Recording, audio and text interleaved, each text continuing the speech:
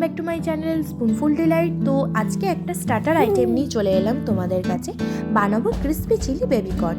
তো crispy chilli baby corn বানানোর জন্য বেবিকর্নগুলোকে কেটে আমি ভালো করে একটু সেদ্ধ করে নিয়ে জল ঝরিয়ে নিলাম।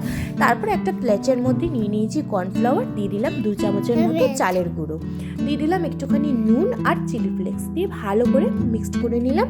তারপর আমি বেবিকর্নগুলোকে এই ময়দার ওপরে দিয়ে জাস্ট হালকা করে শুকনোভাবে কোটিং করে নেব।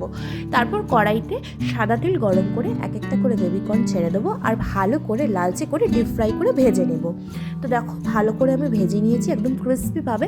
তারপর প্রত্যেকটা বেবিকর্ন ভেজে নেওয়ার পর প্লেটে উঠিয়ে নিয়েছি। এবারে আমি তৈরি করব সসটা। তো একদম অল্প একটু সাদা তেল দিয়ে দিলাম প্রথমেই রসুন কুচি আর কাঁচা লঙ্কা কুচি।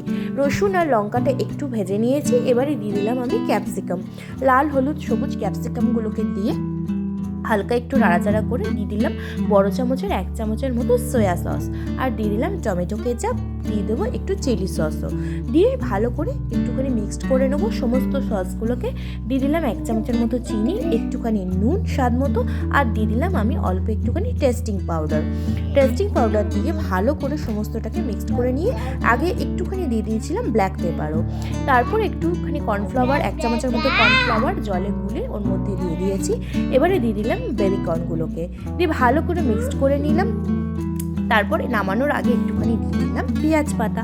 ব্যাস তাহলেই কিন্তু তৈরি হয়ে গেল আমাদের ভীষণ টেস্টি সন্ধ্যের জলখাবারের জন্য ক্রিস্পি চিলি বেবিকর্ন। রেসিপিটা ভালো লাগলে কিন্তু অবশ্যই কমেন্ট করে জানিও।